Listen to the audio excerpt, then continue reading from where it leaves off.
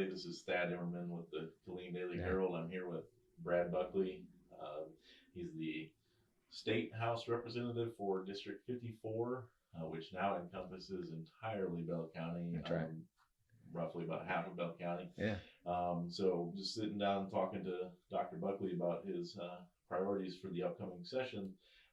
Dr. Buckley, I do have a couple of questions specifically, and then you'll be free to just talk about your priorities that you and your staff have talked about. So first question that I have is, you're on record several times as discussing your policy on marijuana, decriminalization, medical marijuana, recreational marijuana. But specifically, I'm sure you've been seeing all the things that Ground Game Texas has been doing, trying to get these ordinances pushed through cities. So do you perceive as a legislator that Ground Game Texas's goal is to put pressure on the state legislature to do something at the state level? Yeah.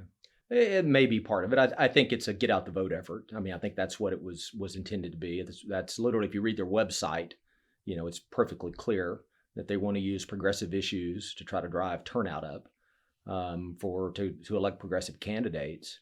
And so I think that's the game that they play. Okay.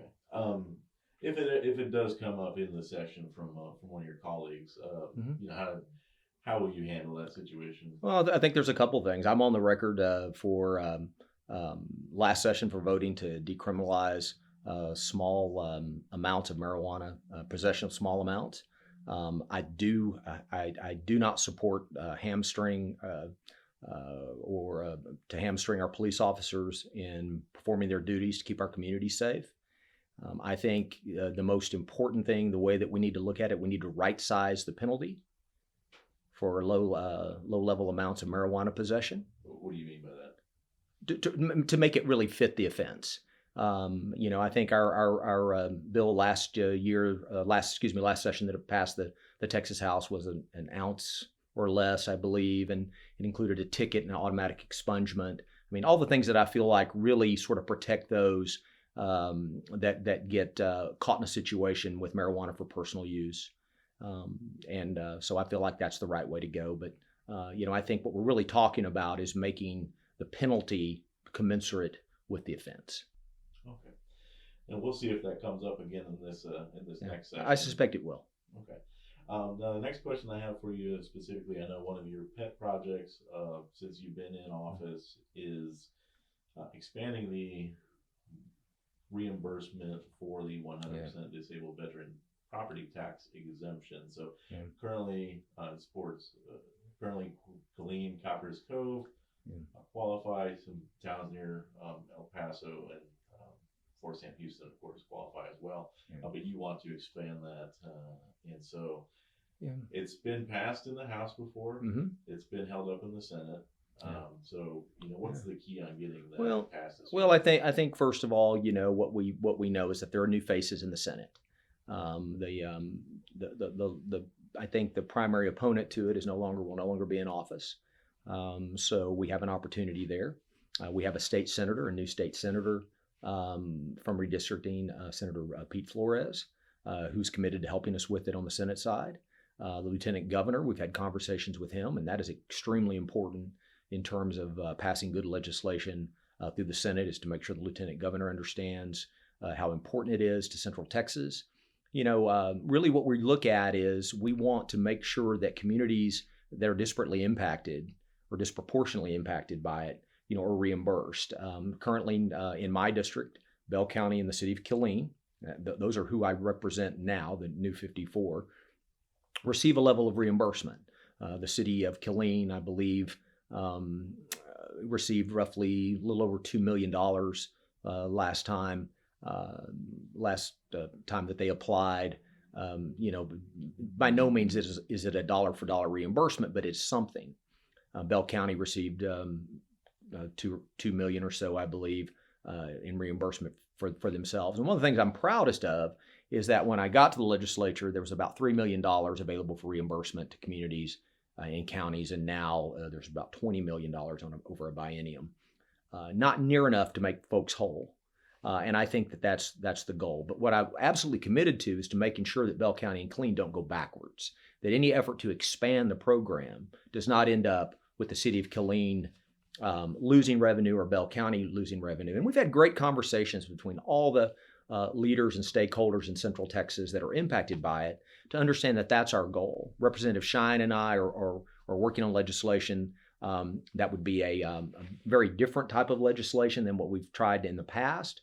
Representative Shine has taken the lead on that because his goal now, he represents Harker Heights, and to sort of bring them to the table. And we've all agreed that we want to bring folks to the table, but we don't want anyone currently receiving reimbursement to go backwards. And so that's what we'll continue to work on. It is extremely important that our communities that serve veterans and their families, that serve active duty military, that literally serve Fort Hood, have the resources they need to provide great infrastructure, public safety, quality of life. That is a key component of military value, and the military value of Fort Hood is a key part of our economic growth and really our economic stability. And so that's why I view that issue as ultimately just extremely important, that we have to get some things done. I think we have an opportunity to really move the ball and make some big changes this session. It certainly doesn't. It certainly doesn't impact only Central Texas, because there are 100% disabled veterans all over the state. There are, it's a huge number. To some portion, there's a lot of cities, I'm sure, that experience this. Yeah, the key is in the criteria for reimbursement. There are communities that, I passed a study or got a study in the budget in 2019 that looked at the state of Texas in total, and there's hardly a community that's not impacted in some way by an exemption offered a disabled veteran. However, the criteria requires a certain threshold for reimbursement, those that are really disproportionately impacted. And I think that's the key, because if you had to do a dollar for dollar reimbursement across the state, you're talking about hundreds of millions of dollars. And I don't feel like that's politically viable to do. However, I do think that there's, through our efforts over the last several sessions, there's better recognition amongst the body, at least in the Texas House, and I believe in the Senate as well, of just how this benefit, this well-earned benefit, is important to Texas.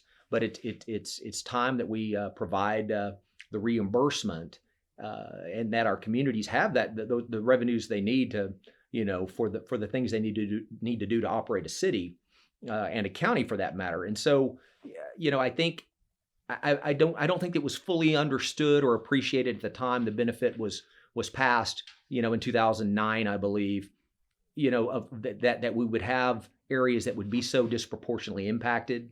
But now we see that, and now it's time to get the job done on that and make sure that we get better reimbursement, more to try to approach full reimbursement for disproportionately impacted communities. Okay, and we'll be sure to keep an eye on that as it goes through the session.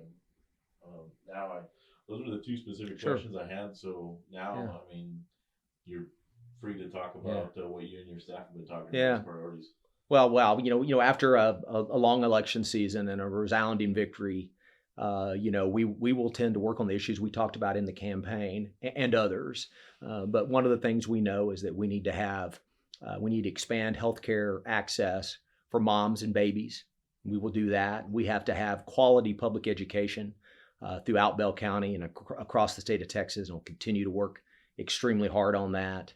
Our public education system is really the great equalizer. It has been.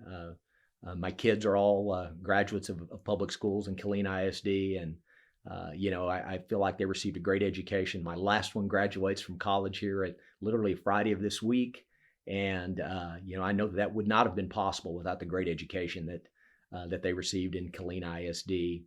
And when I look across Bell County, you'll find a really interesting mix of school districts. Small rural school districts like Bartlett that have about 350 kids, to Killeen that's got about nearly 45,000, to all in between. And when you go to those communities, what you find out is people love their schools. They know that there's always room for improvement. They're concerned about some of the standardized testing and sort of the anxiety that's created by that.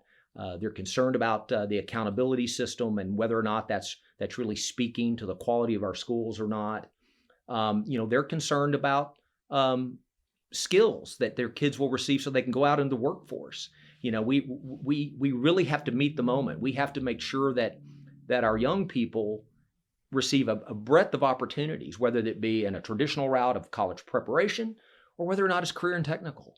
The average age of a master plumber in Texas right now is 58 years old.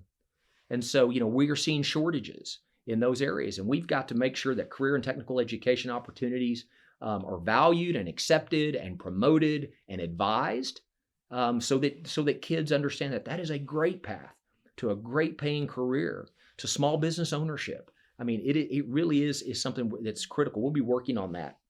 And the other thing that was important we talked about in the campaign was to make sure that we have border security that keeps fentanyl out of our schools and off our streets.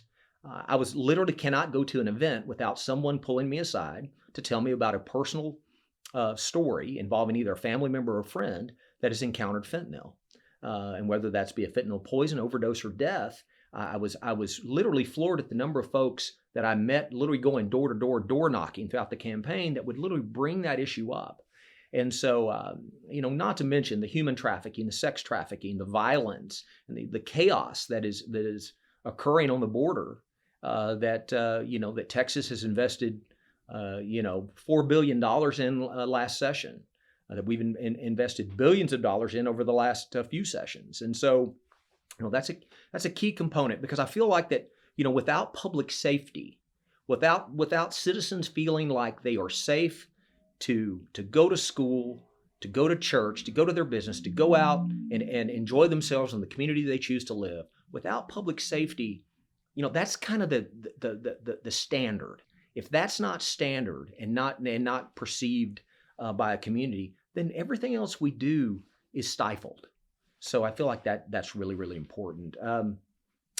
Some other things I'm working on, I'm going to put my glasses on here, would be on the school safety side. I think this could be an emergency item that the governor offers up. I'm personally working on truancy reform. When you talk to attendance officers in Bell County, you talk to our JPs, you talk to community members, they're concerned that too many kids, I think because of COVID and even pre-COVID, that they're not going to school. And the services many of our kids need when it comes to things like our mental health services and counseling, and just the fact that they need to be in school or they're receiving the skills to make sure they can be successful. But truancy is important, and so we're working on issues with that. We need to make sure that our kids regain the knowledge or the learning loss that was created by COVID. And when you go to the classroom, what you find is that our teachers are overworked.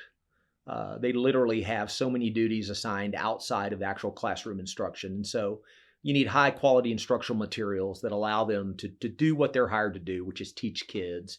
And we need to take some of the extra duties off their plate. That's important to recruit and retain teachers. And so we'll be working very hard on issues on policy related to that. The other is property tax relief.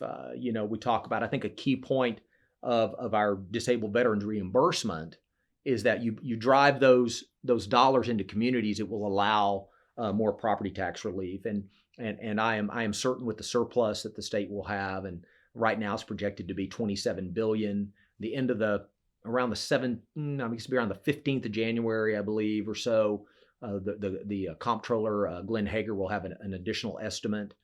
There's some limits and constitutional limits that sort of that can drive the amount of those dollars that you can spend, but property tax relief will be front of mind to make sure folks aren't literally taxed out of their homes, that businesses don't see crazy swings in the amount, at a time of high inflation and increased costs, that property taxes are not only reformed, but it's time for property tax relief. I talked about expanding maternal health care. That's very important. Another important issue we're working on is to improve and reform benefits for our National Guardsmen and women. They've been deployed for long times. This is a key part of border security. We need to make sure that their benefits are on par with active duty military folks. And so that's one of the things that we're working on as well.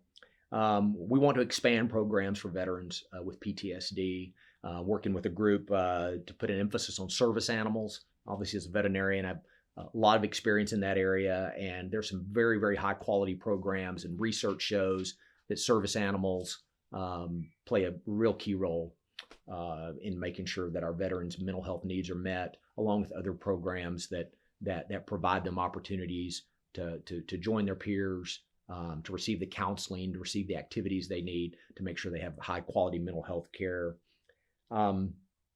I've also filed a bill that will allow a local municipality to change their election dates.